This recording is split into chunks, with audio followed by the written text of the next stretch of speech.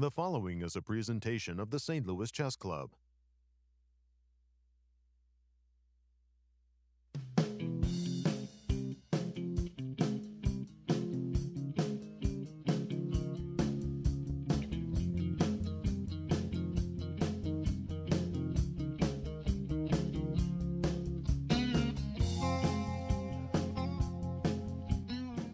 Hello and welcome to our coverage of the 2023 Spring Chess Classic. My name is Julian Proleiko and I'm joined by Women's Grandmaster Tatev Abrahamyan, and we should take a look at the standings for Groups A and B. Hello everyone and welcome. We're very excited for you to be here and to be covering round 3. So before we get started, let's take a look at where we are. So in Group A we have co-leaders Sam Sevian and we have 3 co-leaders, Sam Sevian, Dariusz Swiercz and Yasser Quesada, all of whom have 1.5 points. And as we are actually starting this broadcast, we do have a result in the game of Illia Nyzhnyk and Samuel Sevian. We can take a quick look at the game to see where this game is and how it ended. And before we dive into that game, let's take a look at the standings of Group B. Yeah, so once again, we have 3 co-leaders with 1.5 points out of 2 games, and those people are Gergely Kantor, Viktor Mikhalevski, and Akshat Chandra. And there are lots of people chasing them with 1 point in second place. The format of the tournament is G90 for the first 40 moves and 30 minutes for the rest of the game, with a 30-second throughout the entire game. And the schedule for the games is every day the games will begin at 1 p.m. Central Standard Time, and there is 1 round per day with no rest days. We will be covering each day about 3 hours after the start of each round. So let's take a look at the pairings for Group A. So we have Abhi Mishra, who's playing Nodirbek Yakubboev. So we saw this really exciting game yesterday between Mishra and Christopher Yu, and hopefully we can get one of them or 2 of them here to talk about that game. And the key matchup of our round was Illia Nyzhnyk versus Sam Sevian, both of whom, actually Sam Sevian, who was co-leading the tournament, and he made a very comfortable draw with the black pieces. So let's just take a look at that game and see how we ended in this 3-fold repetition, which is how the game ended. So we started with the Catalan, Sam Sevian playing with the black pieces. Knight b7, c5, and so far they're following a game that Sam Sevian played against Jeffrey Zhang in the 2021 US Championships. So this was a preparation by Illia Nyzhnyk clearly. And this is where Sam actually deviated and he played b5 in this position. So knight c3, taking advantage of this pin. So in the Catalan, this g2 bishop is quite annoying. And the main focus for white is to utilize this bishop and try to do something in the center and along this diagonal, and try to make it so this bishop cannot develop. So b5 is a useful move because the bishop goes to b7. So now we have some trades, and knight c6. So this is a really nice move, and takes advantage of the fact that the bishop has moved. So of course this is impossible, as c6 will hang. So in the game, the queen went to d7. Yeah, and now white can isolate black's d pawn, which was the point of the move knight c6. With the knight on d4, the queen did not stare at the d5 square, so you would just recapture with the queen, and black would be doing very well. But the point of knight c6 is positionally white would like to isolate the pawn on d5. So knight goes to e5 with a tempo, queen goes to b7, and now takes. So now black has the option of taking either way, but generally we do not want to trade a lot when we're playing with an isolated pawn. And I think the problem here immediately is that after castle, it's going to be very difficult to defend this pawn after rook d1. And even like with few pieces on the board, black is still behind in development because the king is still in the center and the bishop hasn't developed. So after something like this, knight f3, now rook d1 is even stronger because it's going to be very difficult to defend the pawn. And for this reason, after knight e5, queen b7, he took with the pawn. Castle, now bishop d7. And the rook will go to d8 to defend this pawn. Yeah, black is using the extra activity given with the E and C files in this line, which is easier to exploit with queens on the board than off the board, I feel like. Yeah, and generally the way we compensate for an isolated pawn is through piece activity. And a lot of pieces have come off the board. So as a general rule, when you have an isolated pawn, you want to keep minors on and play with piece activity. And if you're playing against an isolated pawn, you want to trade the minors. And the fact that the light squared bishop have come off is quite an accomplishment for black. We had a similar game yesterday where we're talking about exchanging the correct bishop because there is a pawn on the light square, so it's good for black to exchange a light squared bishop, and this is the correct bishop to be left with. So bishop f6, castle, and the rook will go to the center, and b3 of course makes sense to develop the bishop on the on the long diagonal, but it also creates a weakness on the c3 square, which can be exploited with moves b4 and knight c3 and putting a piece on c3 and killing off this bishop. So rook goes to d1, attacking white, black defense, and now the other rook goes to e8. So more pieces are coming off. So now the rook has done its job and exploiting the c3 square. And we will see that a piece will land here eventually. So before, and this is the setup that black wanted, and now the d5 pawn is just secure. Because the knight is just defending from here. It doesn't feel weak at all. There's no way to attack it, and it's already like triple defended. Yeah, the weakness is only really a weakness if you can exploit it. If you cannot get to it, then you have to prove that it's weak for some reason. So king g2, g6, which control the knight. So a3, targeting b4, securing the square. So rook a8, attacks this pawn. Black puts a rook on the open file, and here we see a repetition. This is where it starts, so taking this is impossible. We take this with a check. And this game ended in a threefold repetition. So a really nice result for Sam, who drew very comfortably against one of the highest rated player in the tournament with the black pieces, and pretty quick game for him, which means he has the rest of the day to prepare for tomorrow. Cool. Yeah, let's go ahead and take a look at the pairings for Group B. So Dambasuren is playing against Gleb Dudin with the white pieces. Akshat is playing against Kirk Ghazarian, which is an important game because Akshat is one of the leaders. Felix is playing against Luka, Liang against Balaji Daggupati, and finally our key matchup, Kantor against Mikhalevski. Both of these players are leading the tournament, definitely something we want to take a look at. Yeah, Gergely Kantor defeated Kirk Ghazarian yesterday in that rook knight versus rook with 3 versus 2 pawns. So that was a very long game. We didn't see the end of it during our broadcast. And Mikhalevski actually won on time yesterday, which in a game which we thought ended in a draw. So let's take a look at where we are. Mikhalevski is playing black. So knight f3, knight f6, c4, g6, and e5. So this is a repetition from round 1 when he played against Kirk, this e5 move. So white takes again, and d3. So it wasn't a surprise weapon. He just believes in this system with black, I guess. Yeah, so this is something he probably prepared for this tournament and analyzed it thoroughly. It feels like, so in that game, white played d4, and in this game, white chose d3. So clearly, white was expecting this, or at least took a look at this. So it's interesting that rook e8 is played because I would have thought the point of e5 is if you play a nothing move, the knight e4 would be possible as a tactic. But I guess knight f7 or some. Actually, knight f7 looks like you're giving black some activity, so I'm not sure. Knight f7, I think we can get away with this, right? I think I'm up a piece. Yeah, even this is just waiting for black.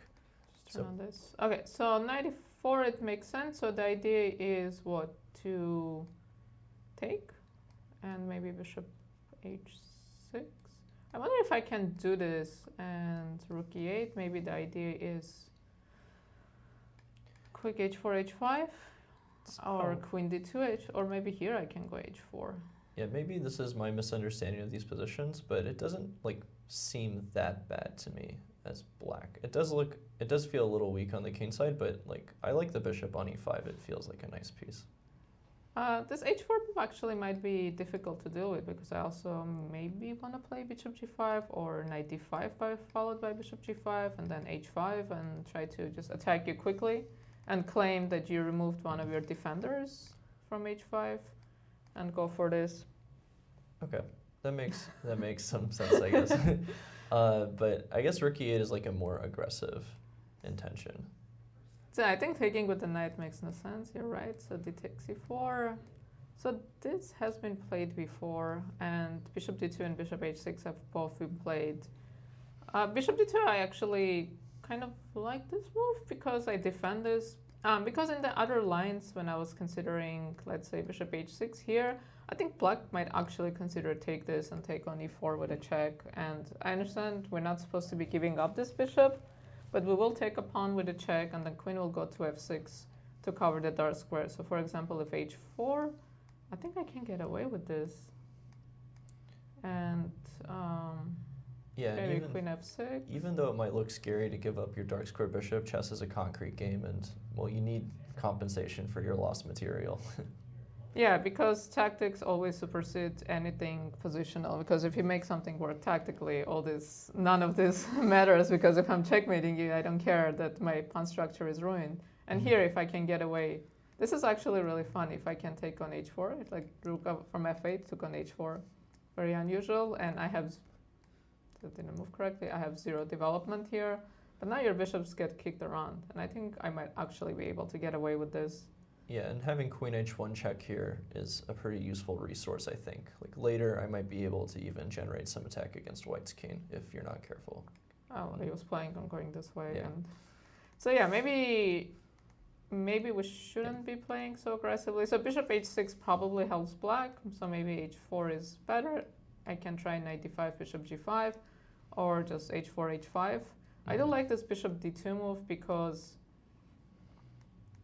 I shouldn't play h4 because h4 is going to hang again. But okay, let's say something like this. And this is a better version though, because the bishop on c3 is a monster. Yeah, so against this bishop, this looks very scary. So even if I castle, for example, Oh my god. your rook kind of looks very funny on h4. Castles. So maybe you can go like, no, you cannot go back with a threat queen queen d. h4 because now I'm already checkmating you. So funny enough, you have to keep your rook on the 4th rank to stop queen d4. But I don't know how long the rook will live on the 4th rank. So this is a very funny position. But none of this happened because black played rook e8 and white defended the knight with the move f4. And now the knight is secure here. So c6 was played with the idea of d5. So black is playing against this king in the center and trying to take advantage of the fact that the rook is on e8. So bishop e2, d5, and white simply ignores this. Yeah, so instead of d5, why did black not choose to play d6 followed by d5? Because I would think that the knight on e5 is like kind of a developed piece, but I guess I'm letting white's pawns through. I'm not totally sure.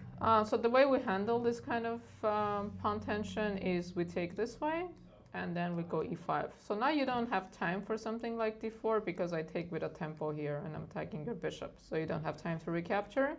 So now you have to move your knight somewhere. I don't want to go to h5 because you might get trapped. Let's say you go back and now I secure my center. And now I'm just up a clean pawn and your bishop is bad. Eventually I'll play f5, and I think this is also already winning for white. This is also hanging. Yeah, probably the position would be pretty bad even if you put a pawn on e6 or c6. Yeah, maybe.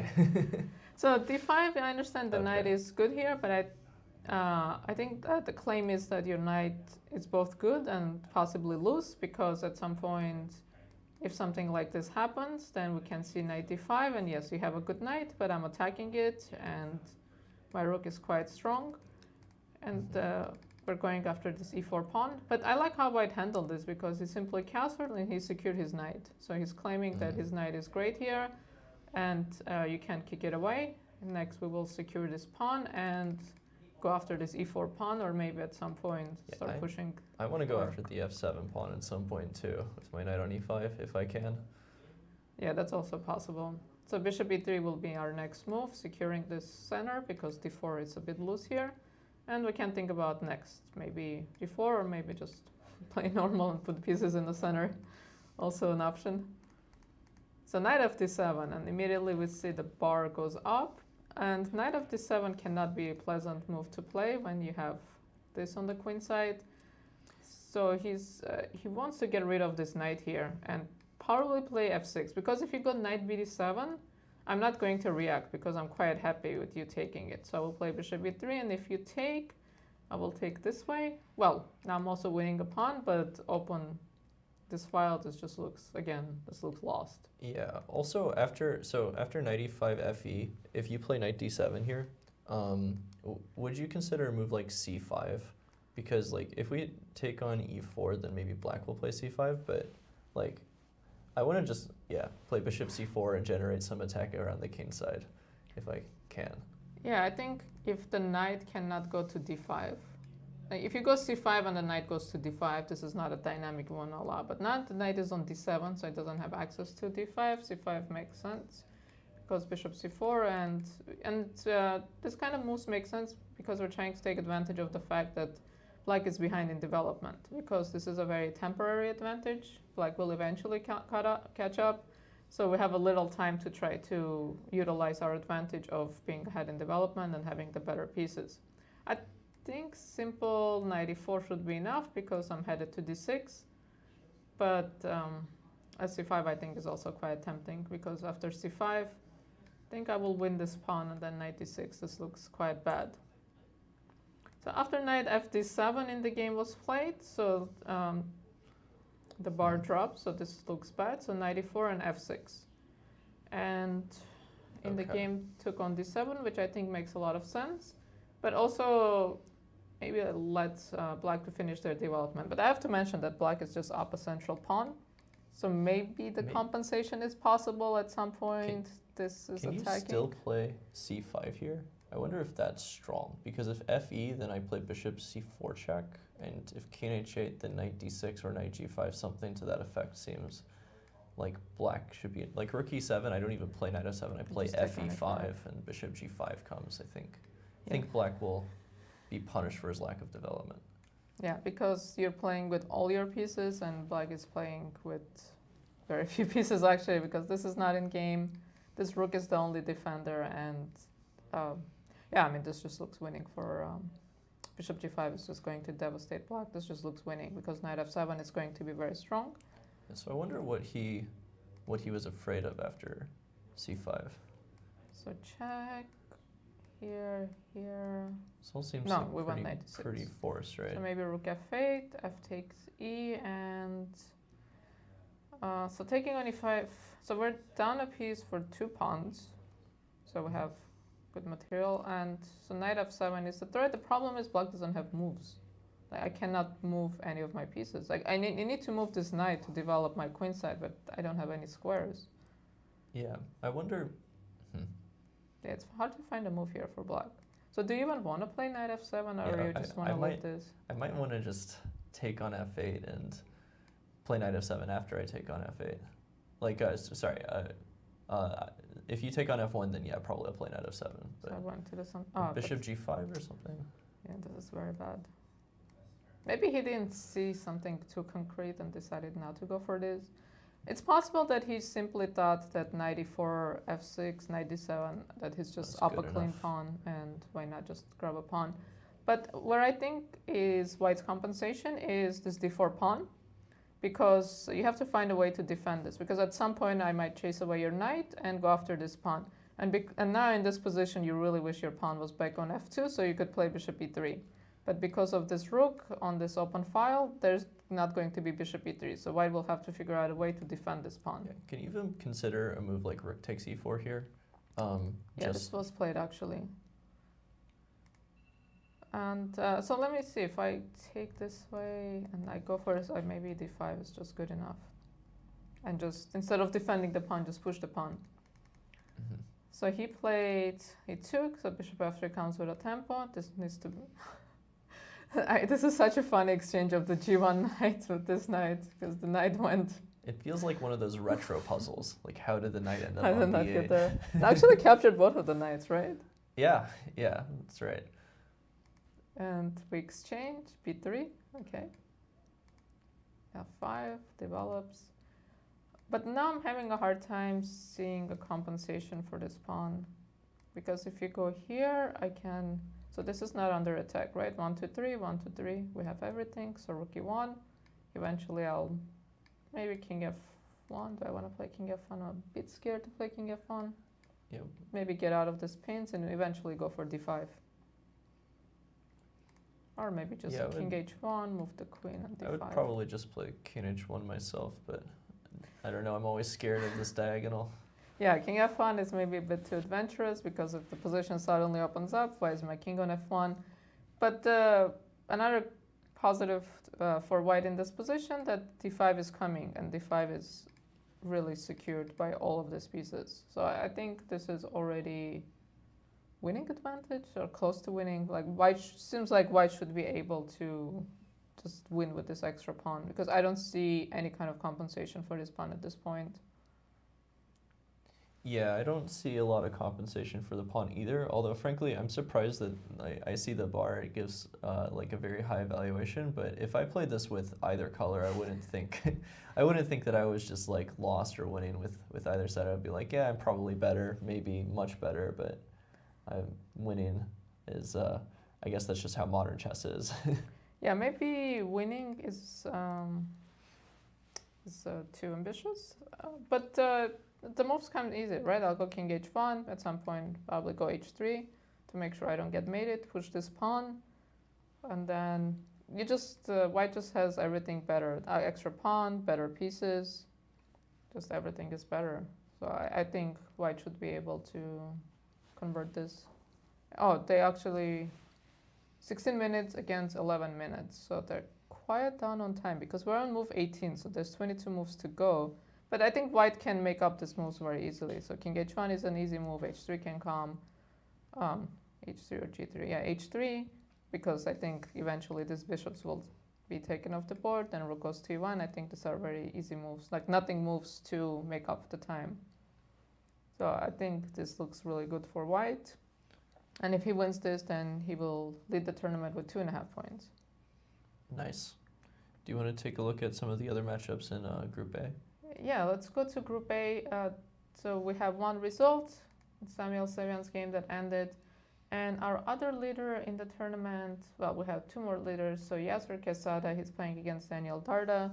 We had Daniel in round 1. He had a really nice victory against Benjamin Bach. And let's take a look at what's going on here. So we have, this is going to be a... this is some anti-semi-Slav system. I used to play this as white. So if black plays instead of a6, e6, the point is to go b3, then knight d7, bishop b2. b2 or e2? b2, and then after bishop d6, queen c2. And then there's this funny point if you castle here with black, then white can play the move rook g1. Yeah. Oh, okay. And then g4 or g5 comes. It's actually like kind of hard to deal with this practically. I think that white has good attacking chances in this system. So even semi-Slav players sort of avoid this and play like a better version of an a6 Slav sometimes, because e3 isn't the most ambitious system. So in that position, you just don't want to castle with black. You just want to make another Yeah, move. you can play like queen e7, and also like castles isn't like winning or anything, but yeah, these moves are always so difficult to deal with. And usually you would want to strike back with something like e5, but yeah, then this pawn the might point be is, loose. yeah, like take, and if you take with the pawn, the knight b5, rook c1 comes, and then you can play with two bishops after knight c7. I wanted to go knight e8, but this looks very sad. Yeah. Oh, this hangs. Yeah. What am I doing? Okay, so a6 is played, avoiding all of that. So d4, b5, bishop g4, which makes sense because the pawn chain is coming. So black wants to get rid of the bishop before putting the pawn on e6. This is a very funny pawn structure. It's like a checkers pawn structure. Knight bd7, h3. Okay, so going after the key pawn, takes. Bishop d6, a5. Yeah, I think this is a very thematic move from white. Like black would really like to play the move a5 himself to have this pawn not be a weakness later. But you have to time this correctly because if you play a5 like earlier than cd, knight b5 could be a problem. Something like this? Yeah, you could just give away the b5 square and maybe white is pretty happy about this. But and we don't have access to the b4 square, which would be compensation for giving up the b5 square. yeah, and if as the game happens, white plays the move a5, then a6 is just a permanent weakness in every sort of endgame. Not this way, this way. Yeah, so if we exchange all the pieces and it's some kind of a bishop versus knight or something, this will just be very annoying. So in the game we took on c4, which is a very interesting decision to me, because why weaken this pawn structure like this? What happens if I just take? There must be something concrete, right? So castle and e5 is coming, or c5 is coming. Yeah, I mean, to my eye, I just like white's position here. Just seems a bit more pleasant because what, you have the bishop, you're attacking this, and just a better pawn structure. But also bishop b4 is coming. So this was a very concrete way of dealing with this position. So if castle, castle was actually played against Grandelius versus McShane, and white played bishop a3. Exchanging these bishops, and again we have this structure. And in that game also they took, so this seems to be very thematic move on c5. And we see this kind of things from Queen's Gambit's Decline, where black eventually takes on c4 and goes c5 and tries to resolve matters in the center. And here actually the bishop on h5 is quite annoying for white because this knight is tied down. But in the game after d takes c4, the knight went to d2. So white wants to take with the knight. The knight will be sitting very pretty on c4. Yeah, this is a cool idea in a lot of these Slav positions to go knight d2, knight takes c4, because it's a lot more effective when the knight takes on c4 than a bishop, because it attacks the d6 square. So if we go like knight c4 and the bishop moves bishop a3, black would be in a lot of trouble. So black castle, but okay, so we also exchanged the bishops. So this must be some kind of an achievement for black, because at least there's no bishop that's aiming at a6. So black castles would take with a tempo, bishop b4. That goes to a4, so the knight is headed to b6 at some point. So it looks like white has a pretty nice grip on this position. And e4. Wait, this pawn, was this pawn hanging here? Can we take? If we take. I was thinking maybe we can play bishop a3, and if you go rook e8, I have knight d6. Oh, the knight d7 is coming. This is very nice, because Yeah. if rook, well, I don't want to go to e7, I might just lose a rook. So rook f8, and you want to do this, you want to take, and you want to take. And yeah, there's actually very little compensation, because this pawn will fall the next move after knight c5, so black will just be up healthy exchange and probably picking up another pawn, because this pawn is also very weak. So that did not work out tactically, so the rook went on b8, and after e4, rook b5. So black is really going after this pawn. So black wants to at least grab a pawn for if they're going to be in a strategically worse position. So bishop f4 and takes. So I think black has to go for this, because you have to kind of justify your weaknesses. The bishop lands on d6, knight on c5, and apparently this was not the best move in the position, because what happened? Because bishop c3, and then this is loose. So white needs to be a bit more patient here, and maybe not allow bishop c3. Maybe we need to secure this pawn first, or move this rook. I don't want to move this rook, because this rook is eyeing on a6. Maybe we can just go rook fd1. Rook fd1, and then we defend this d4 pawn. So if the bishop, so next move when we go knight c5, too many arrows, this a6 pawn will be hanging. So this will be quite comfortable. But instead in the game, the knight immediately went to c5 and bishop c3. So now this is hanging on rook ad1.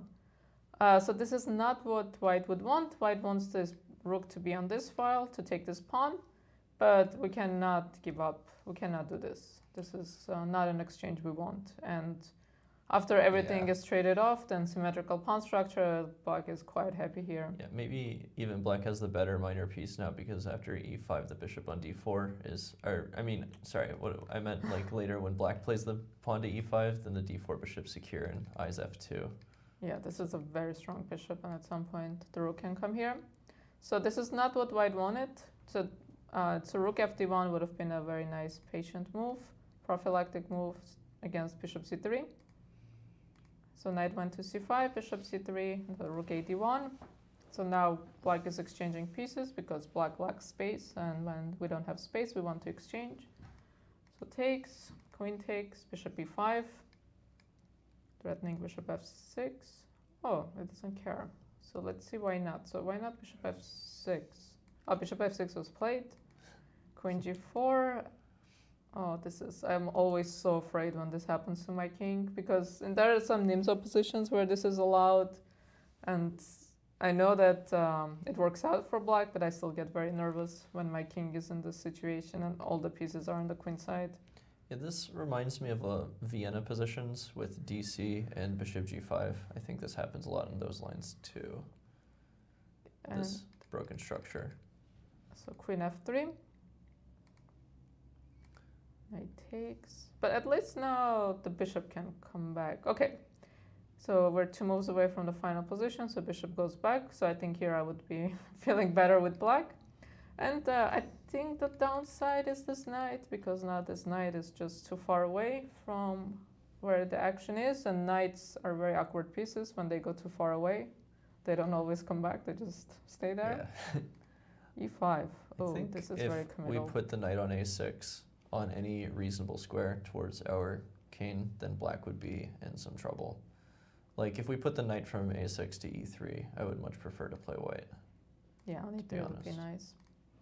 So this is a target, but this is a bigger target because it's a piece. So white plays e5. e5 is quite committal because we're changing the pawn structure. So the idea is if I go here, this is hanging. Okay, so this is going to be very concrete. If queen d5, what's the idea? I guess you move and knight c7 is a threat. Yeah. No, I can just take. Oh, yeah. There's another piece that can be forked. Yeah, don't blunder these sorts of tactics. So instead, queen b6 was played. Okay, so in the game, what happened? Knight went to c5. Can I take? What happens if we take? So, okay, obviously I cannot take because you take back with a check. I don't think I want to allow this because... Yeah, this doesn't look very good for me. It's permanent weakness of the king. Even if the king doesn't come under attack now, it's just permanently weak. So what should black do here? Maybe bishop d6. But now I can go knight c5. So there has to be a move here. What can we do? Rook b3. No, rook b3. The queen will go to... Where will the queen go? To f4. Here we might actually be getting mated. So where can we go? We need a tempo move. We need a forcing move. Oh. Yeah. Found it. Yeah, because here you kind of life or death situation. Because I think if you don't find a way to win this pawn back, you're just much worse because the knight goes to c5. So eventually, by process of elimination, we will find rook f5 as we did.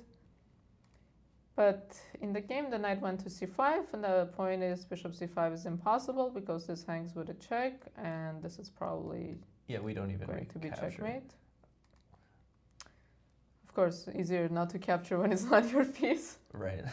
So rook g8 is played, and knight d7. So what happens if we capture here?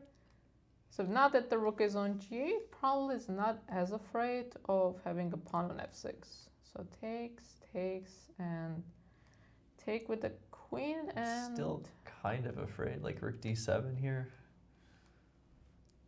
Wouldn't you rather play white? This does look a bit scary. How do we defend here? I think I had to take with the... I think taking with the rook, this is very awkward, right? I want... Because now my queen just cannot join the action, so... This feels correct to me. Queen c5, rook d7. Like maybe you could even consider queen f8 just to go rook f5 next. But I'm not happy. Rook d1, I think rook d5. Or no. This cannot be good because take I have queen h5 or something. Queen h5, No. rook g6. Maybe I need a queen on the 7 rank. So queen c3 perhaps. Or actually queen f4. Queen f4 makes a lot of sense. So you cannot escape. Also, black doesn't really have any moves in this position. No, this is I don't want to put my queen on f8. This is quite sad. Is there an active way? Can I go queen g5 here, rook f5, df? Can you take? Yeah, and also queen b7's come in. Yeah, my activity did not do me any favors. Okay, this is just I think queen c3 move, but even this is just a lifetime of suffering. Yeah. Well, queen c3 wasn't possible, but Oh yeah, that's mate. But yeah, rook f6 and yeah, it's just tough. So what to do after rook d7? Yeah, I'm really surprised the engine gives such a low evaluation. But here I feel like I'm. Is this something like this? Queen Wait. c7. No, queen c7 you now take can on take f6. So rook f8 it must be. But rook Okay. f8 is such a difficult move to play now that my rook went to g8. Wow. Again, Yeah. process of elimination. So we eliminated all the other moves. So queen f5 also I didn't think could work because takes. Can I? No, but here you will get. Yeah, we win material after like rook Yeah. a1 or something, or sure rook d1 also. Somewhere, right? Okay, so if you take this way, it's mate. If you take this way, I win a rook. And then I pick up the rook. So what can we do here?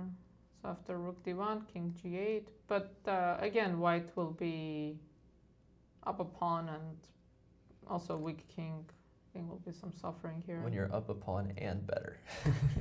What is it? You have the pawn and the compensation. Right. Okay, so queen f5 is not the move, so rook f8, I guess, process of elimination, the last move. This is, I think, it's very difficult to play this, but again, maybe this is very concrete, like queen goes to f5 or g5, and we go after this pawn. So, for example, if something like this, I have to make sure, yeah, but here again, we might be getting mated. This position is very scary for black. Yeah, position is a lot sharper than it might appear at first glance. Like every move you can just lose immediately, mostly with black. Yeah, like this. So now actually there's a very real threat of queen g3 and rook d8. So queen f5 immediately, because if you go rook b8, I have queen g3, and this is a double attack. It's very nice.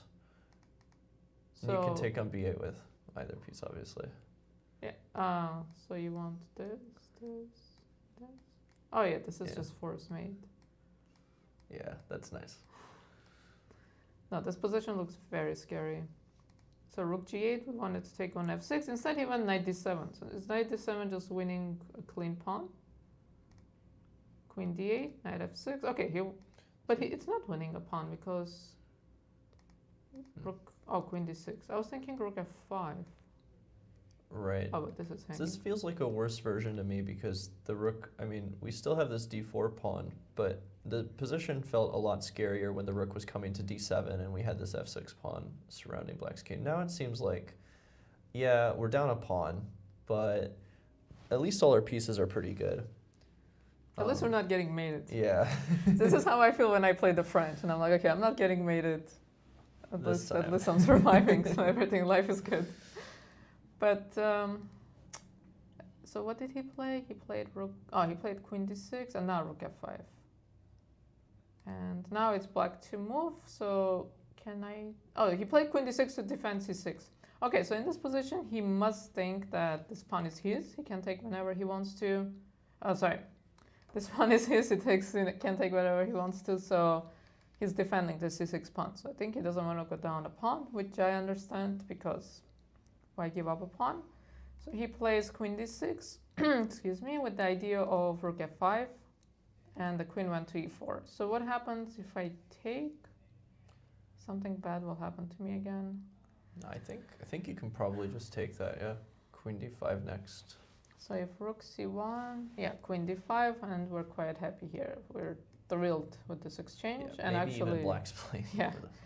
because now you have this d4 weakness. I have this weak pawns, but they're very easy to defend. So what to do here with white? Yeah, a lot of the danger that came from white's position is probably gone now, and black has survived the worst of the attack, is what it seems like at the moment. So yes, it looked up scary there for a bit. Yasser might have been in some trouble giving up the lead, and now hopefully he will still be in the driver's seat when it comes to the tournament. This also looks a bit scary, right? Because it's funny, if you move your rook, I trap your rook. Your rook kind of gets stuck here.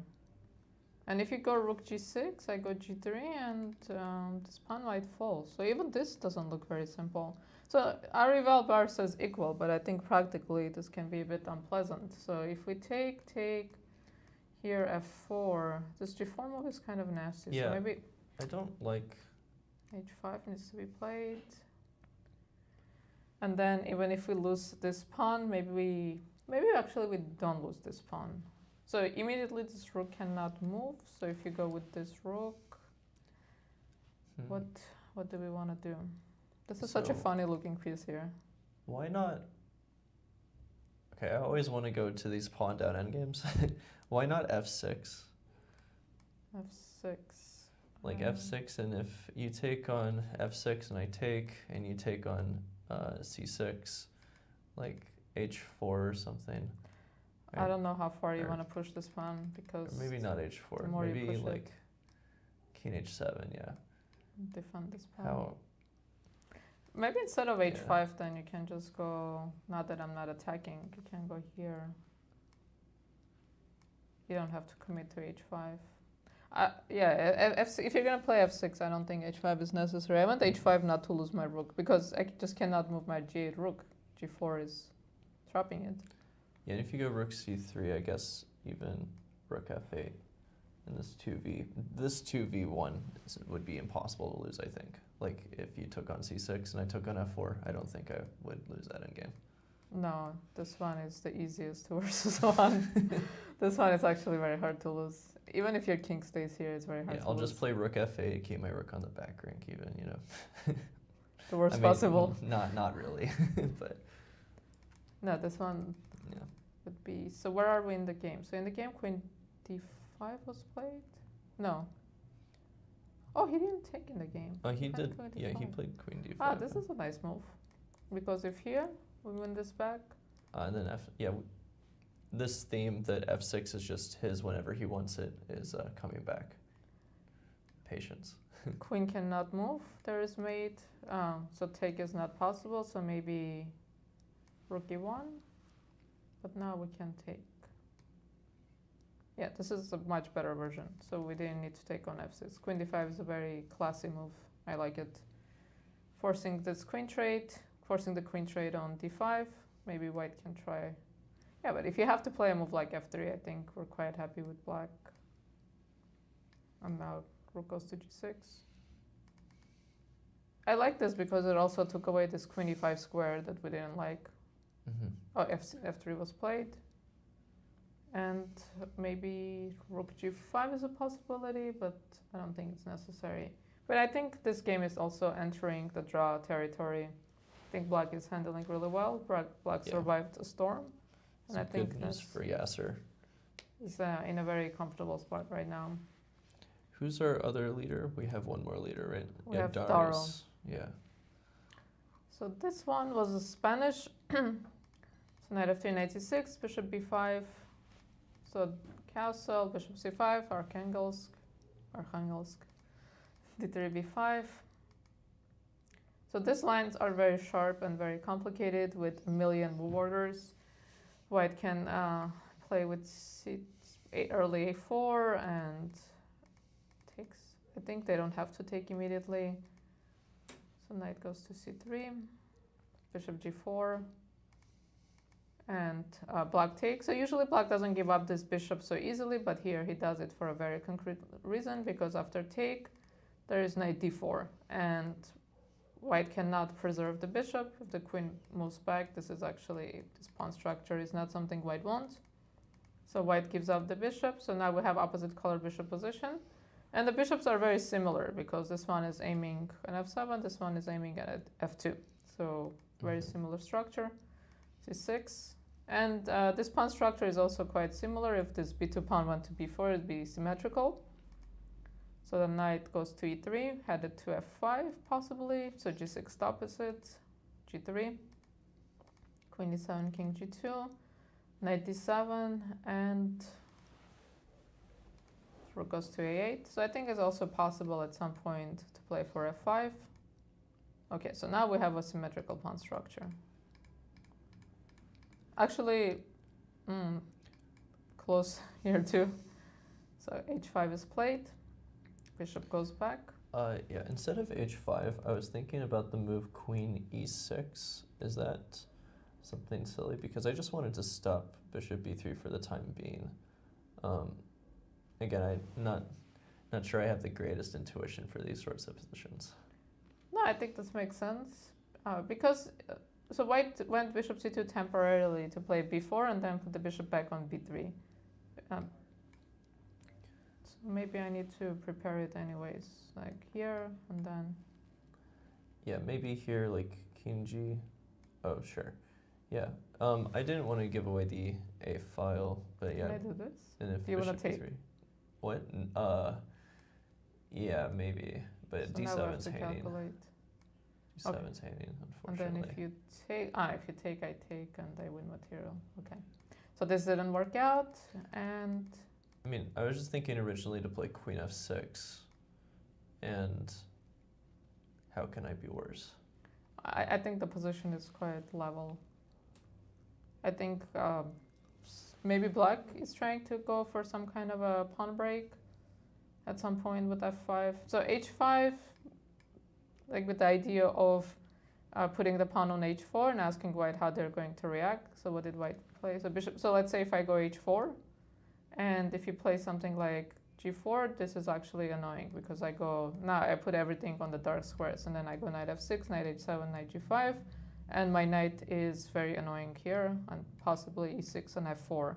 So I can just maneuver my knight and bring Yeah. it to If the knight f4. gets to f4, then that would be pretty bad for white.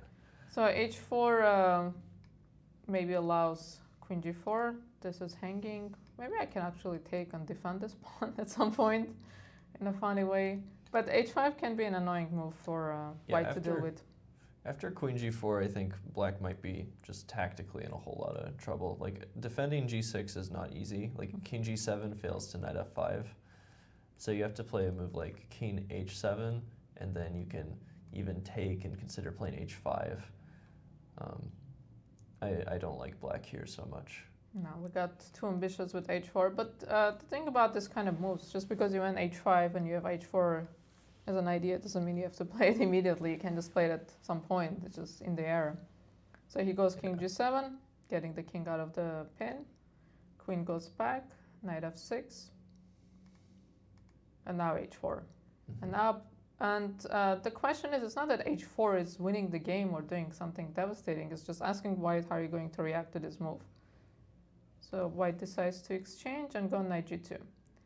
And now black is forced to take because this pawn is hanging.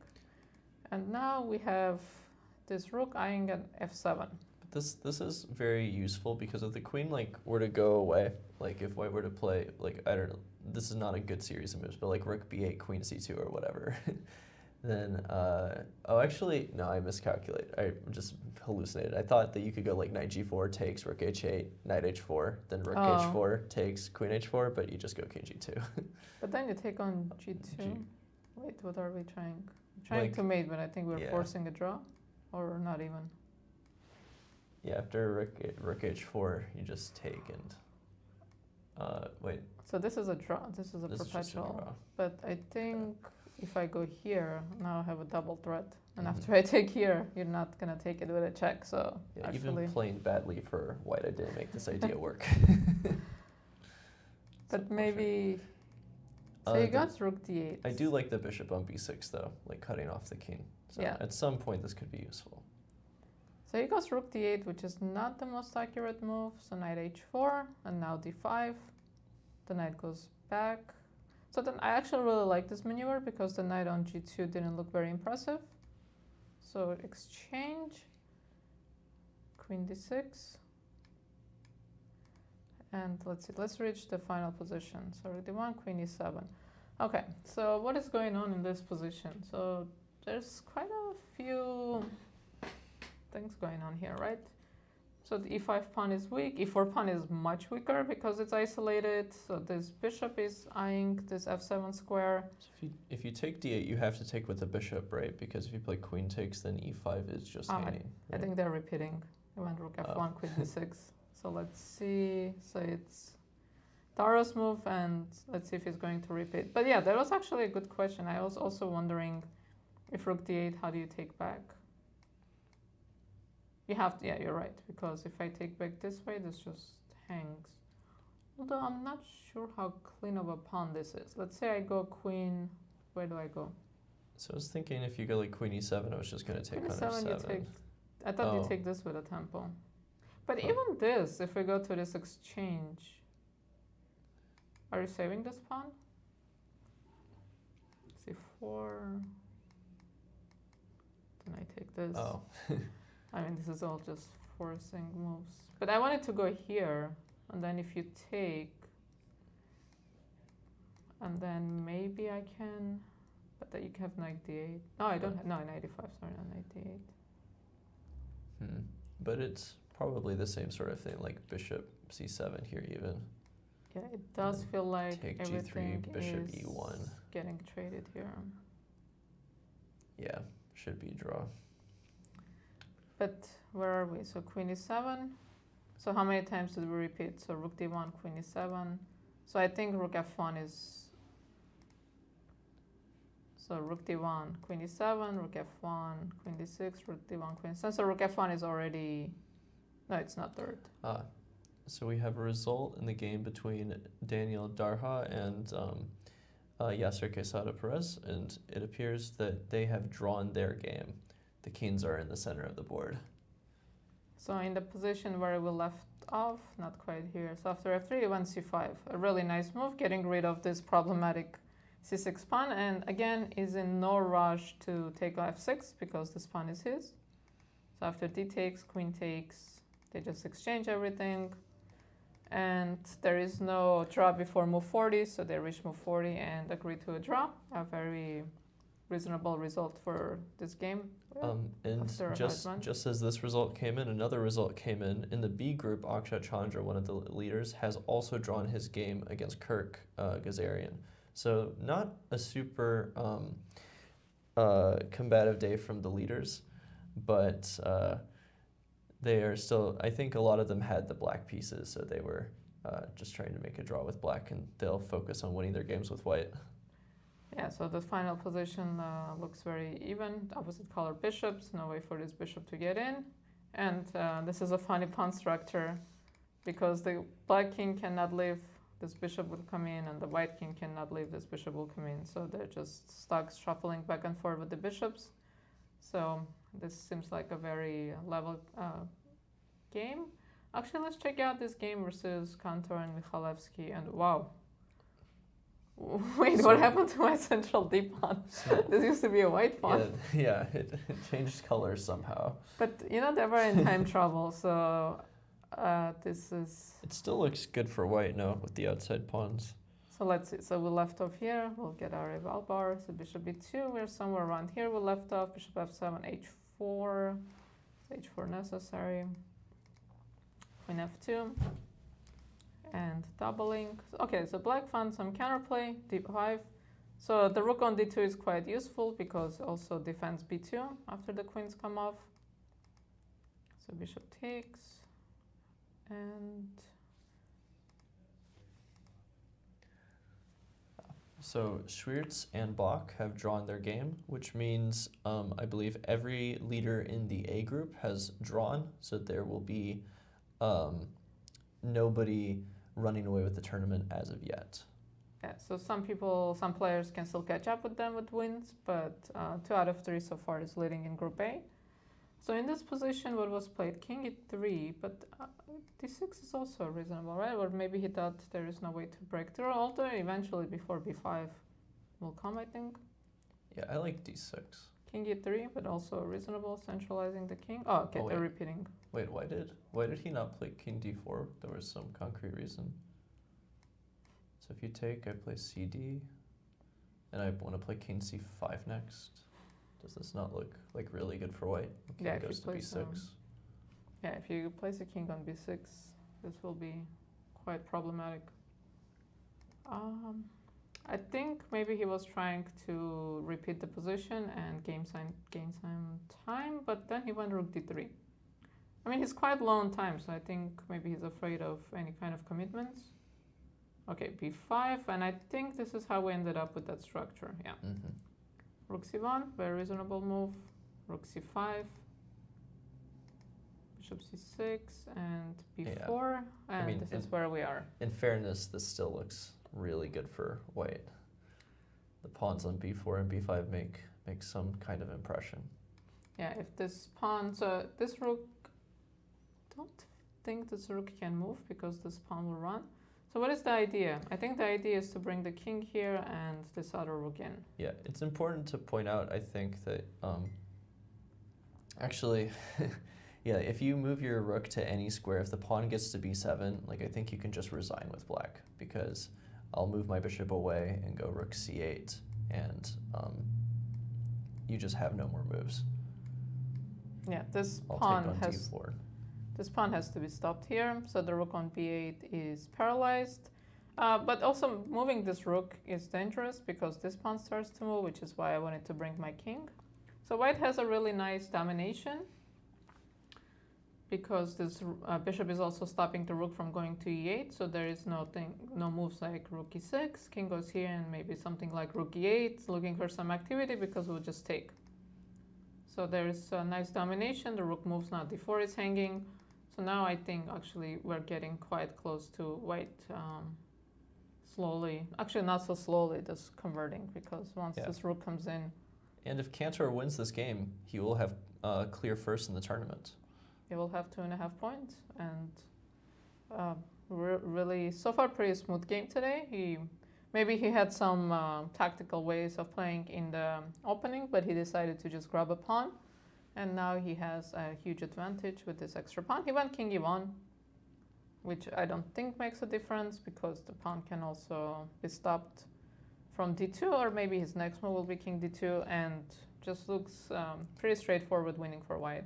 Yeah, this is the kind of thing that I do all the time. Like I just assume I'm gonna blunder a tactic in every position. So if I play king e2, like my opponent will play bishop c4 one day and they'll win somehow. So he goes king e1. Because just to avoid even an idea of bishop c4, probably. It's the same as when your opponent has a knight. You don't put your pieces on the same color so they don't get forked. If you put one on black square and another one on the dark square, and a light square, so they can never be a fork. So we expect this game to be a win for white. And we have some other games. So actually have a lot of games we haven't looked at. Let's take a look. We have this game between Felix and Luka. So we have this final position where there's a pawn on e7. So we have 1, 2, 3, 4, 5, 6 against 5. So white is up a pawn, but opposite color bishops. This pawn is blockaded. So the rooks give white an extra chances to win this, but the opposite color bishops is always very, very tricky. I think the endgame, you can correct me if I'm wrong, but I think the endgame is winning if we can trade rooks and take the c-pawn. I don't think black can hold, because at some point I'll go b3, and there's this like one diagonal rule where you need to be able to hold white's pass pawns on one diagonal or you'll lose, and I will push my a-pawn eventually, and I don't think black can hold if he loses his c-pawn. So if I go here and then I go here? I think eventually it'll just be zugged out. How? You're gonna, so if I do something like this, you're gonna go here? Yeah, like I'll play like bishop d4 and then b4, and then when you take, I'll play bishop b2 or something. Okay, so the point is, so I cannot go here because queen. So if I go here, You go here, and then you put your bishop here, Yeah. and then this pawn will run. Also, you can probably come and start taking this pawn. I think in these endgames, it's not so important whether or not you give your opponent passed pawns, as long as they'll get, as long as you can stop them, obviously. It's more important that you can generate your own passed pawns, because you need to create winning chances somehow, and the pawn on e7 is not enough to win. So in the game, this was played, rook went here, and bishop e8. So he's keeping an active rook, so bishop e8 had to be played. Rook f8 was a huge threat. So and the point is, if you go here, now we get very active. And I think this eyeing on this b2 pawn is very important. So Yeah. if you take, okay, this I don't- trade we're thrilled about Yeah. as black. I don't think you can lose the endgame after you take the b2 pawn. It's pretty difficult. But manageable. Well, I mean, I'd lose. But Yeah. So the point is now this a4. So the bishop can do two things at the same time: both stop the pawn and defend this a4 pawn. Stop this e7 pawn and defend it. So if we take this rook off the board, this is a very easy draw, because black will just shuffle with the rook, the bishop back and forth. So it'll be a very easy draw. But of course, white will not allow this. White is not going to allow rook e2, but rook e4 is also an idea. And from e4, I'm actually also holding this pawn. But let's say I make a move, which I need to find. This white, let's say I go here, you go here, and I go here. Ah, I don't have this, because immediately you take. So I go rook e4, but I'm not really threatening anything. But from here, at least I'm defending c4. But I also don't have moves, so this is kind of tricky. So let's say I go here. So you just shuffle, right? yeah, So maybe you just don't have any other move. Yeah, maybe bishop b, like You as, can't. or no, sorry, I want to win as white. I don't want to play black's position. Oh, okay. Sorry, like rook e6, I'll play like bishop b4, and then rook c8, and then try to play king c3. Oh, I mean, Yeah, I'm giving so- the g3 pawn. So it's hard to achieve something without giving one of these pawns. So I don't know, maybe you can give up this g2 pawn, but with the rooks on the board, if you win c4, it doesn't seem as impressive. Because if you Yeah. go b4 and I take, my pawn is actually moving. So I think maybe this was a fortress already. Yeah, it's unfortunate because it seems like so close to Yeah, being it's winning. just, and it's kind of funny, Yeah. right? Every single pawn is on a light square. Yeah, and every single pawn for white's on a dark square. So, Wait, except the g2 pawn. I'm doing something wrong. Okay, so bishop e8, I need to, so promote variation. So we are where the game is. Yeah, so black has just enough squares to actually make moves. And rook e6, rook e4, these are the moves that black is going to make. If the rook moves from d8, now we can go bishop b5 perhaps. But I'm also curious about this endgame. If I go here and you take, can I hold this? Like bishop c6, and king d4. Oh, I feel like playing with fire here. What am I trying to do here? If I go e3, takes, king f. But here I'm losing another pawn, right? Or no? I don't know. Like, if instead of taking e3, like, can we take c4? No, but again? here I think Oh, I'm yeah, quite yeah. happy because Yeah, you just go e1 and take e7. Okay. I'm not so sure I want to do that yet. Because I think I have one more move, right? Oh, you take g2, go Maybe I e1. take and g2 then- first and then do that. Oh no, king b5. I cannot allow this. Okay. But maybe this is. And then this should be, Yes. I don't want to say an easy draw, but if I run with my king. You also have the wrong bishop. Okay, but I will run with my king, so you will have to defend this. And then if I run with my king, even if you make this pawn. Yeah, having the wrong bishop actually is very relevant here, because that means that, well, actually maybe it's not so relevant because how do you win a piece? But even if you do manage to win a piece on the king side somehow, I just have the king in the corner. It's over. Oh, I know how, because here, just to be instructive. So for example, we go here, this king is waiting. I just... and you shouldn't blunder. Okay, let's say something we have like news this. of a result. So Christopher Yu has actually defeated Gledura in the A group. Oh, we did not see that game. Which is exciting. So Christopher is black. So let's see how we got here quickly. So actually we will have Christopher and we can ask him about the game yesterday. Yeah, his game yesterday was fantastic. So definitely interested in what he has to say about that game. Wow, this is a lot of pawns in the center. I just... So queen d2. Oh, again, he's not down a piece because he's taking. Wow, this game again. He has like a million pawns. Man, every game that Christopher plays is just super interesting. Oh wow. Yeah, queen d4 take. But this kid is good at tactics. As kids tend to be. Bishop d1, rook d2. But yeah, this pawn has to be very difficult to deal with. g5 is really nice. And taking. If I'm not mistaken, this means that Christopher is tied for first now, right? Christopher, no, he lost the game, right? Wait. In the first round, he lost to Quesada. Oh, my mistake. So he's back on 50%. So if he goes f3, this is a perpetual, so he goes h6. And... Oh, no, Yu is actually at 2 points. He is tied for first. How is it? He drew yesterday and he won today. He won today, but I think he drew against Quesada Perez though. No, he lost. Okay, well, can come from later. It was that two pieces versus rook, and then eventually it was queen versus rook, and Quesada won. Oh no, Quesada beat Mishra from that one, right? Oh, it was against Mishra. I thought it was Christopher. It was the other one who played that fantastic game. Oh, okay. I was thinking he played Christopher. Okay, Christopher drew his first game then, yeah. So Christopher is at 2 points.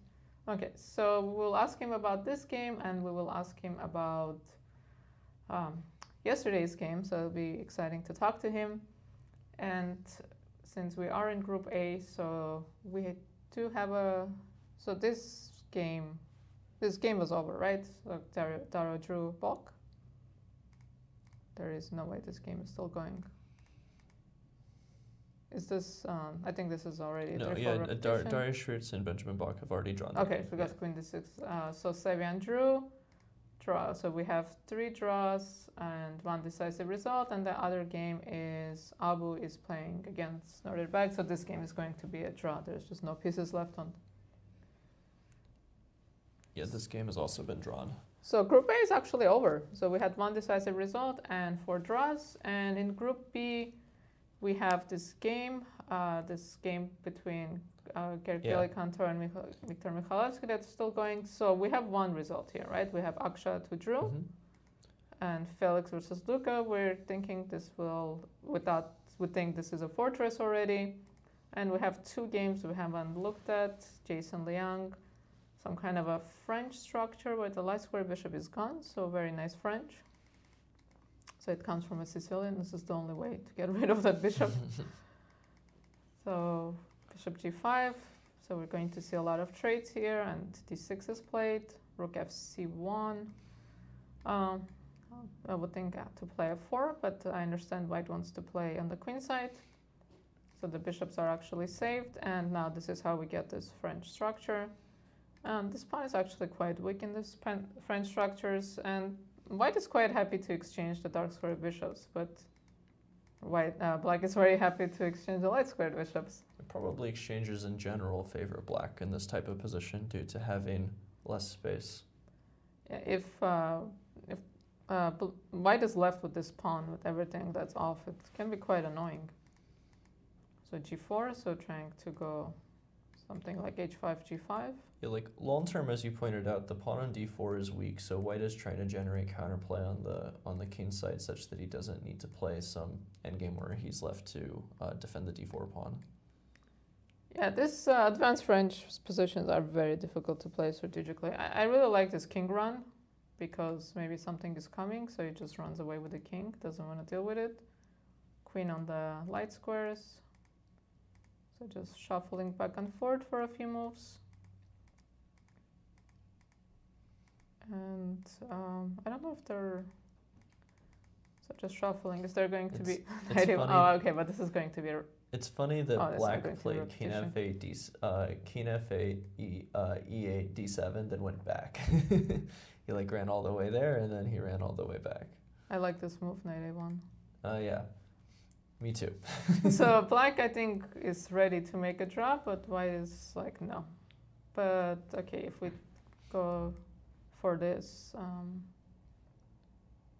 can we... No, but I don't think White can get adventurous because this pawn actually... Yeah, no, you just need to get perpetual.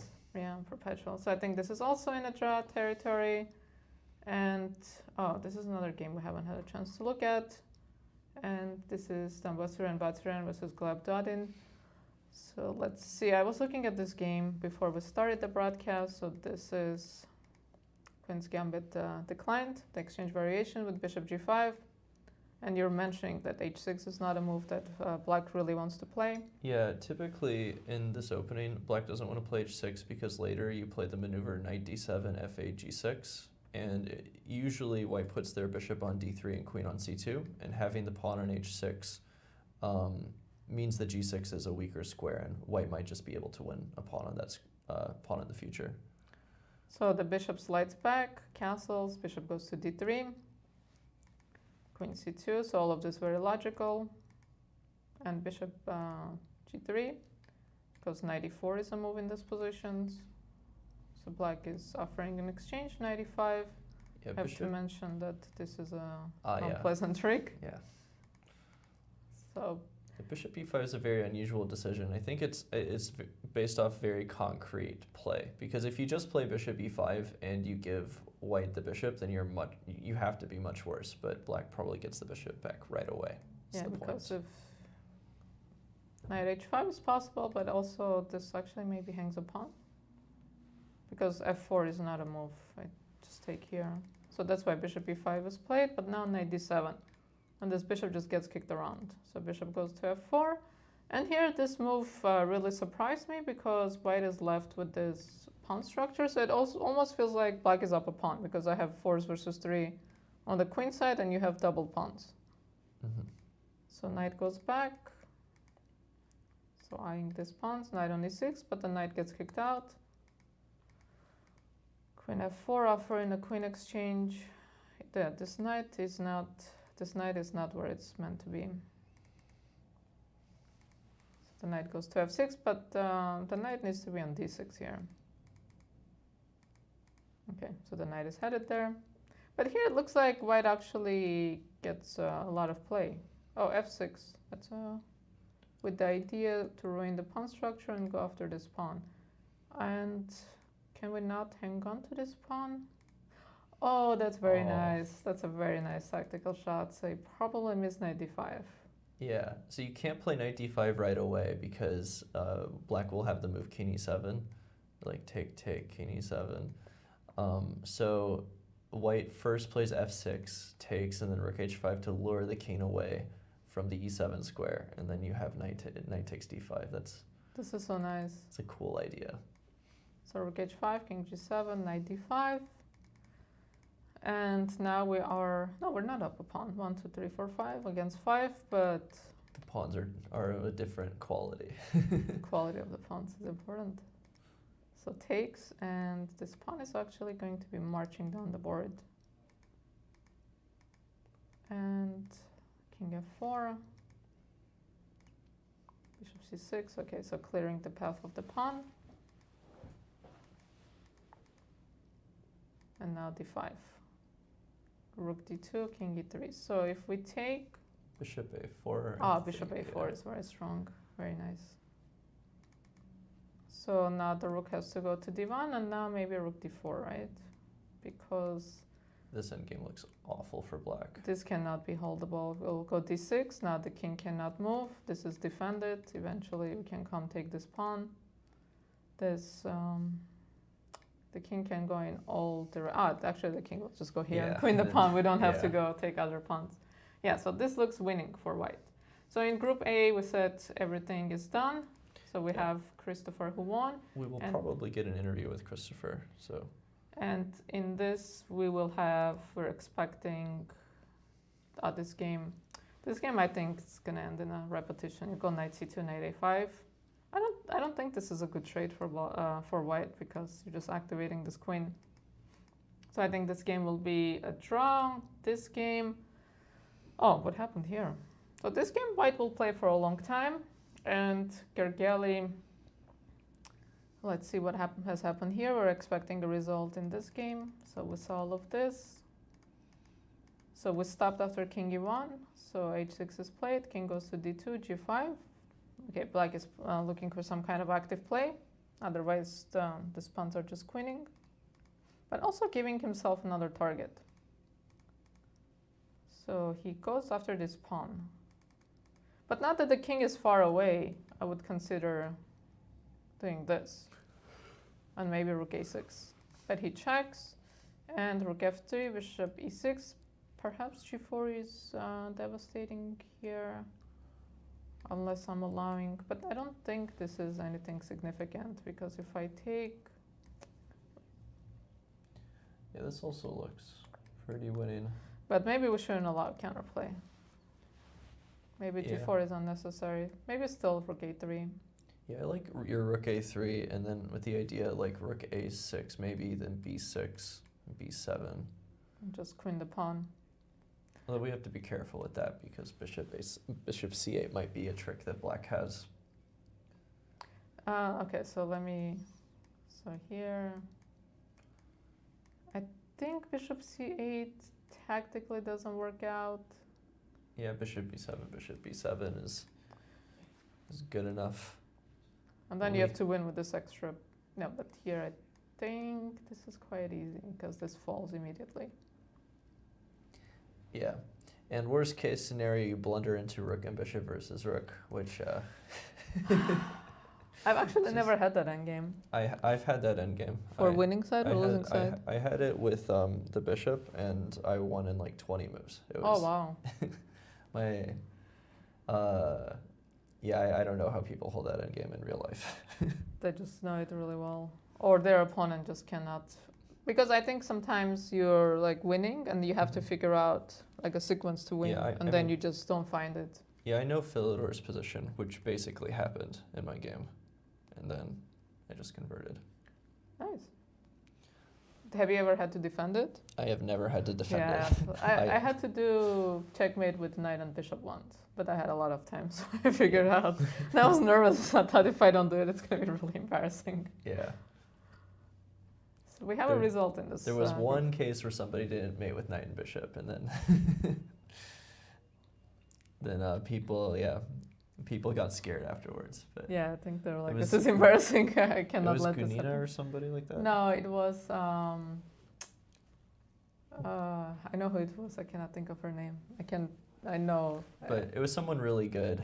But Yeah, other it's someone I played before. I know exactly who it is. I just cannot think of her name. I had this thing one time too. I couldn't think of the name.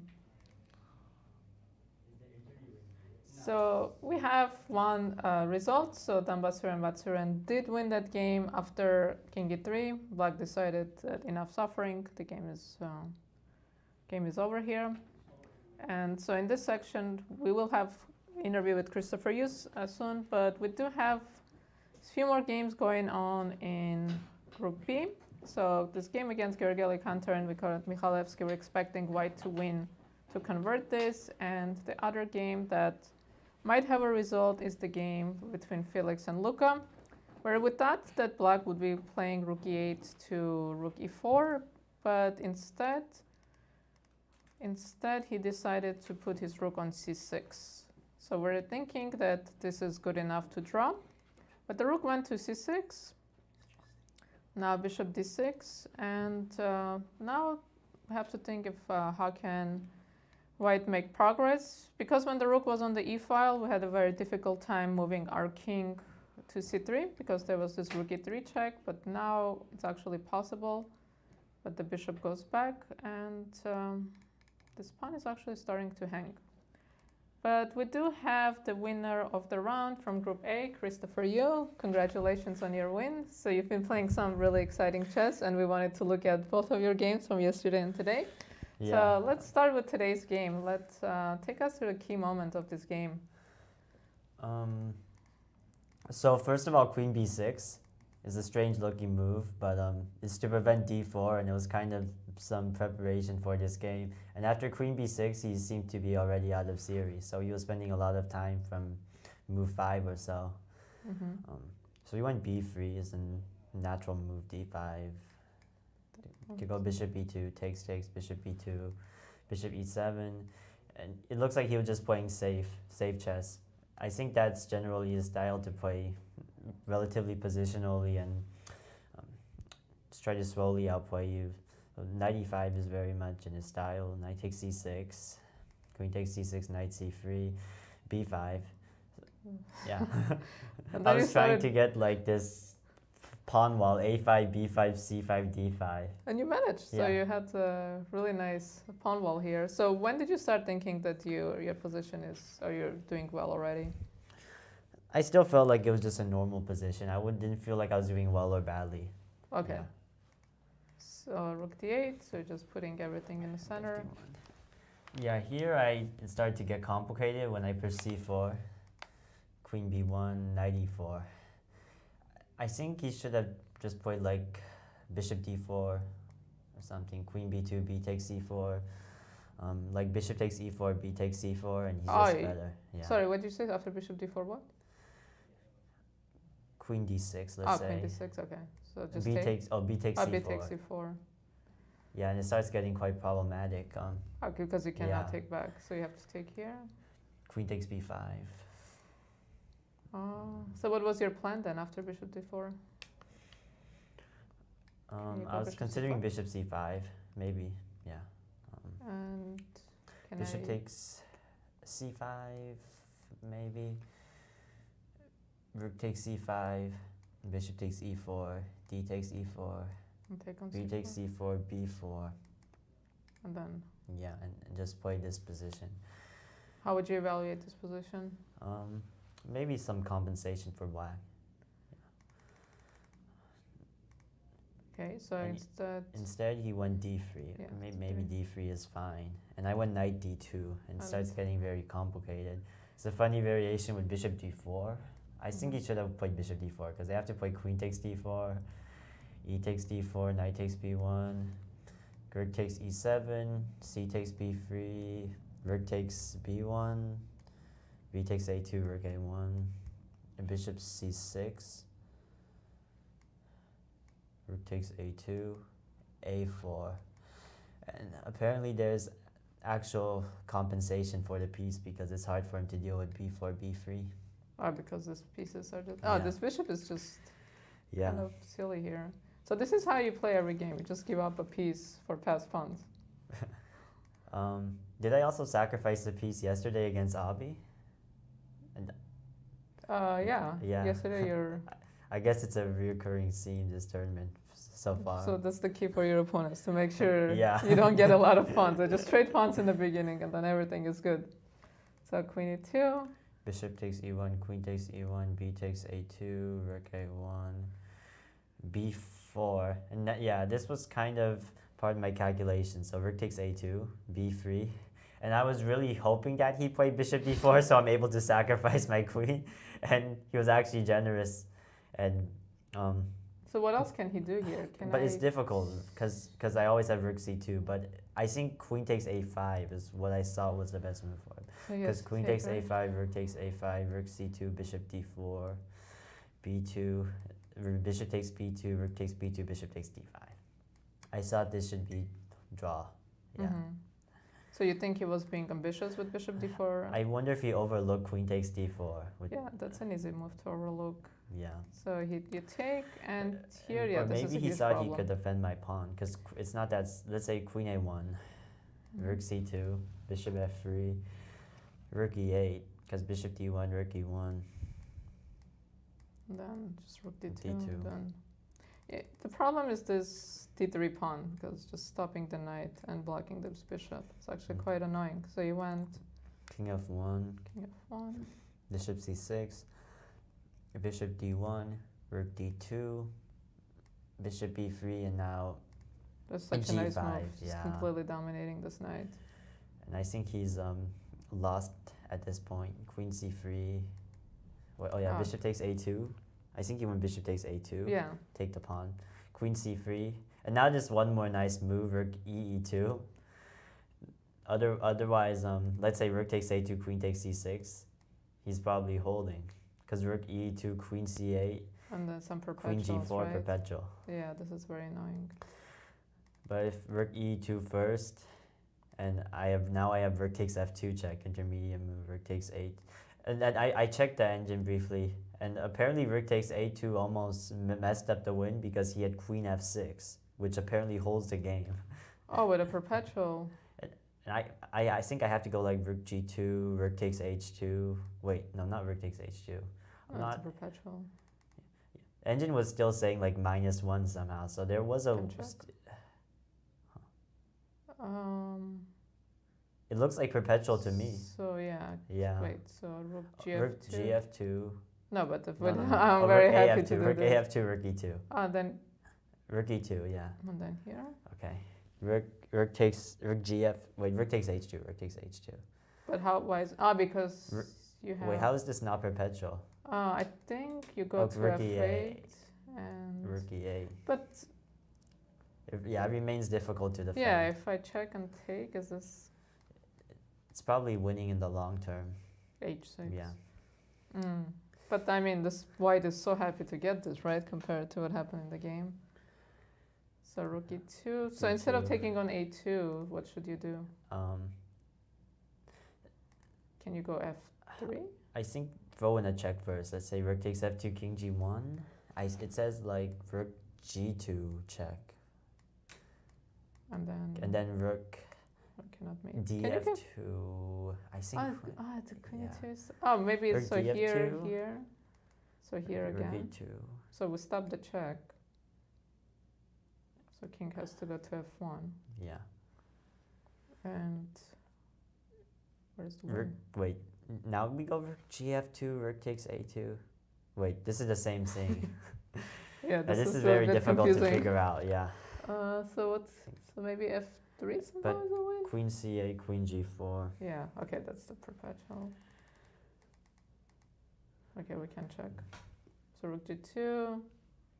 Oh, so you go here, here, here, and rook c2. Ah, because, okay, this is very same theme as yeah. you had in the game, so you're threatening mate.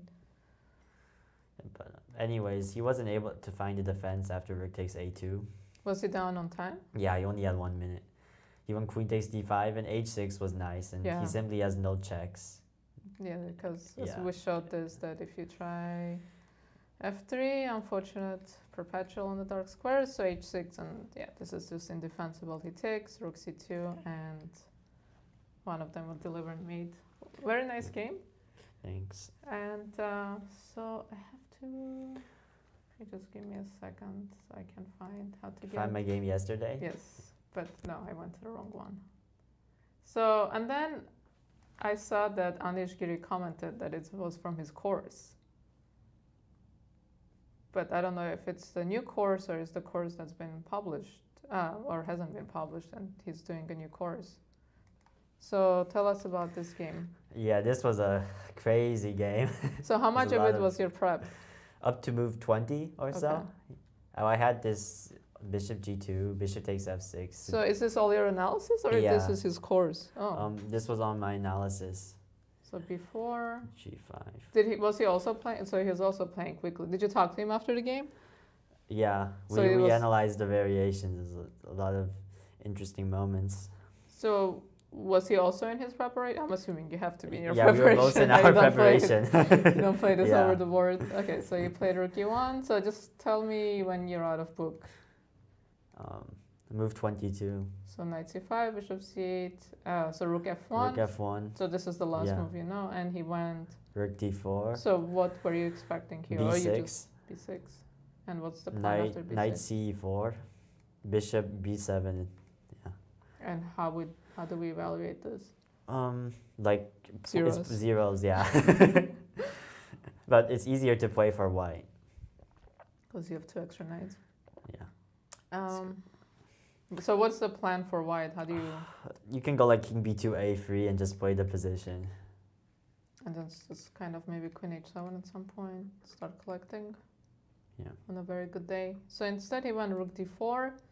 So this is the first thing you take in the game. Okay, so I see you spent like 18 minutes. So when he plays rook d4 and it's not your prep, so you thought this is already a mistake? I wasn't sure, yeah, but I knew I knew it wasn't the best move. But Okay. it was difficult to figure out over the board, but I think I made a good decision to play knight e4 because rook takes b4, queen h5.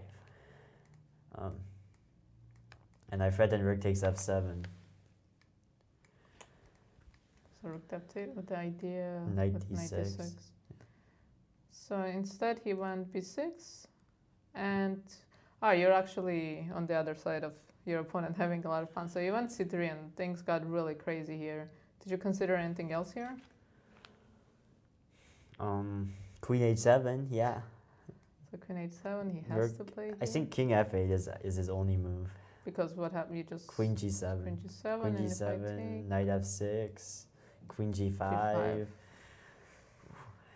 Yeah, knight d5. This looks quite bad. So okay, so he will play here.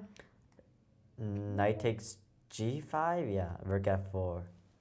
What happens if I take? Oh, Is rook this takes very bad? f7, yeah.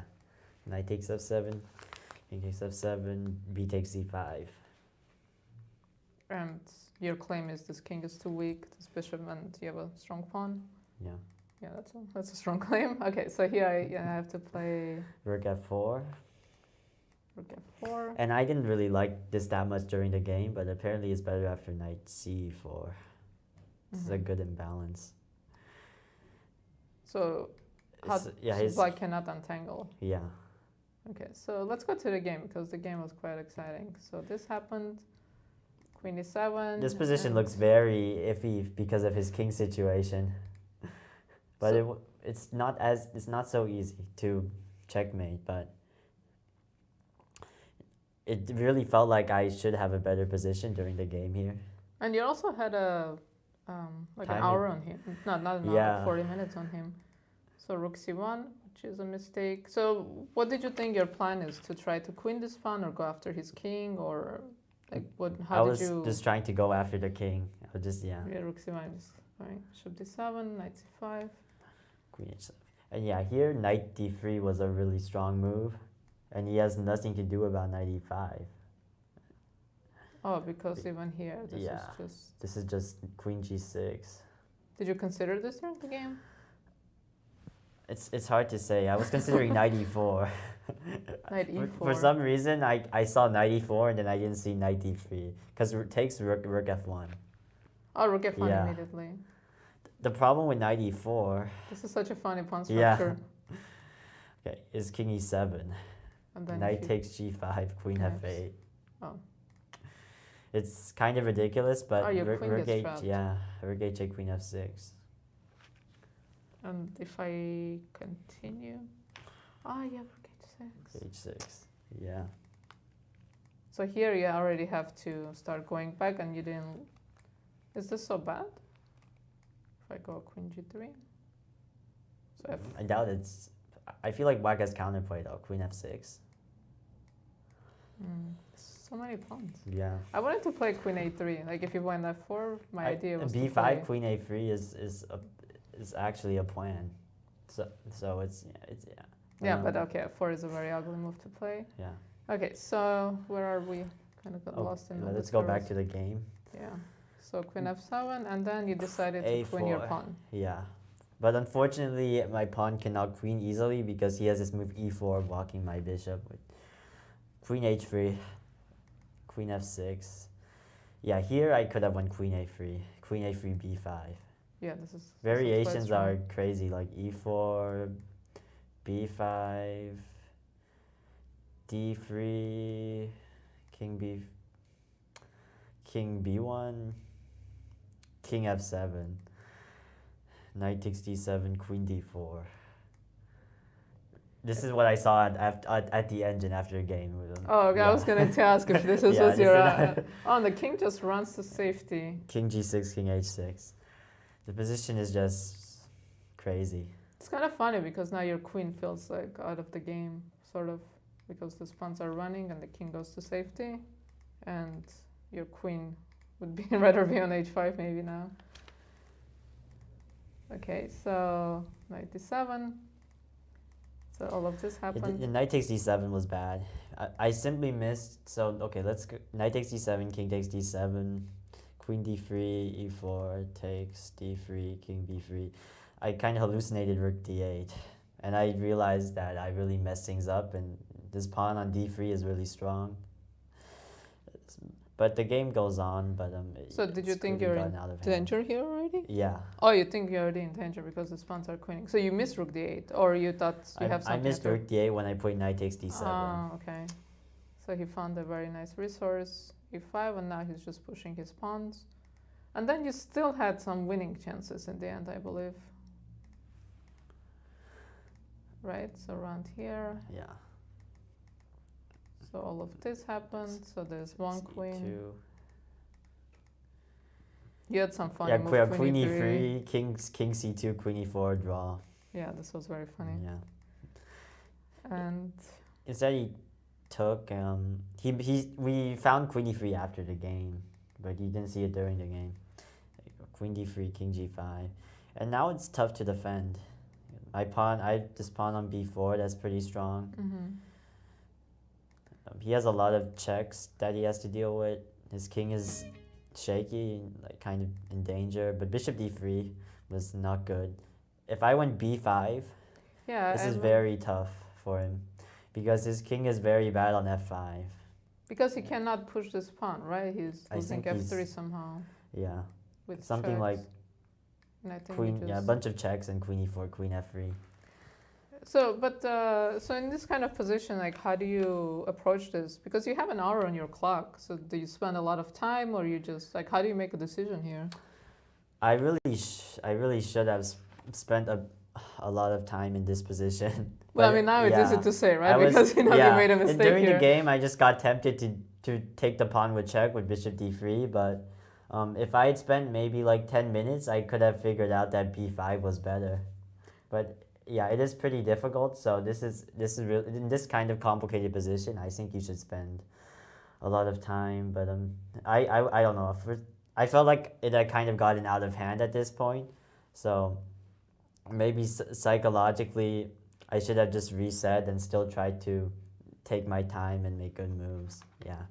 Yeah, I think this is like the most difficult thing in chess, when there is a big shift in the position, to kind of bring yourself back psychologically and not just kind of lose yourself and get too emotional. So, okay, so here, so you played bishop d3 and you took the pawn. So did you feel like you're in danger here, and or did you have to try to force a draw? Or you're like happy with the draw? Or I didn't feel like I was in danger, but I didn't feel like it was winning anymore, let's say. Yeah. So when did you feel like the game you lost complete control of the game? At which point? When I went knight takes d7. Oh, yeah. I wanted to say don't say knight d7, but okay. So from then on, you just thought things got completely out of hand. So king f4, b5. So yeah, and then we saw this part yesterday. Then there were there's a lot of crazy moves, but it ended up in a drawn position. Yeah, and then you just agreed here. So how did you feel about this game overall? Very very crazy and shaky from both sides, but it was interesting. It was a fight. Yeah, it was a good fight. How did he feel about the game? Was he happy with the result? I think he was happier than me, because his position was very shaky while I was mostly pressing. So he seemed pretty happy to defend the position. Yeah, it was a fun game. Despite all the mistakes, there were a lot of interesting moments. Yeah, this was a really fascinating game. Yeah. We really enjoyed it, and your game today was also very interesting. So we really appreciate you playing this kind of chance. And We look forward to you playing more exciting games, and hopefully we see you again after more wins. So thank you for joining us. Thank you. So let's continue with our games. So we're done with Group A. So let's move on to Group B. We are in this game between Gergely Kantor and Viktor Mikhalevski. So we are past move 40. So where we left off was around here. Rook g3 check was played. Rook went to f3, bishop e6, and white played, we'll get our rival Barbike, king d3, king g5. So repeating king g5, and now rook h1. So let's try to understand the idea behind this. I think white's idea is still going to be rook a1 to a6 or a7. I do like the king better on d3 because in some lines we were seeing moves like rook h8, rook h2 check, but it's no longer possible. So I do like whatever white did, bringing the king to d3, and I think eventually the rook will go on a1 and convert this position. And let's see how many games we have left. So we have, this game is still going, so the players are still trying. I thought this game would end in repetition, but I do expect this to end in a draw. I don't think there's a way to make progress. And Felix versus Luka, this opposite color bishop position that we have going. So we actually only have 2 games going, 3 games going. Gergely Kantor versus Mikhalevski. We expect Gergely to win, and we expect the other 2 games end in a draw. Yeah, so not a lot of decisive results today, certainly not as many as yesterday, but everybody is playing pretty exciting, and it seems like we're going to have a clear winner in Group B, and there's just a real fight at the top in Group A. No one is playing as exciting as Christopher yet. That is true. Christopher Yu certainly is the most exciting player of the tournament right now. Yeah, let's go ahead and take a look at the standings. What's happening? So Sam Sevian, Dariusz Swiercz, Christopher Yu, and Yasser Quesada Perez are all tied for first with 2 points out of 3. A very hotly contested group. And the people leading the B group right now are currently, Akshat Chandra has 2 points out of 3 games, but we don't expect this to remain the case. We think that Kantor is probably going to defeat Viktor Mikhalevski and acquire sole lead over the rest of the field with 2.5 points out of 3. And we do expect some at least one decisive result in this group, and possibly 2. So it's been a very interesting round again. Really enjoyed my interview with Christopher Yu and getting his insight about today's games and yesterday's game. And thank you everyone for joining us, and make sure you're tuning in tomorrow at the same time for round 4 of the Spring Classic. Bye.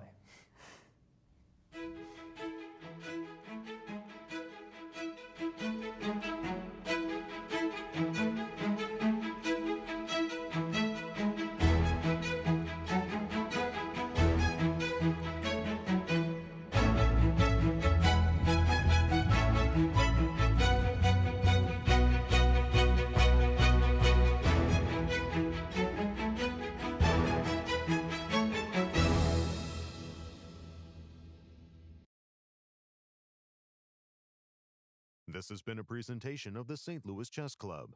Any reproduction or distribution of this content without the express written consent of the St. Louis Chess Club is prohibited.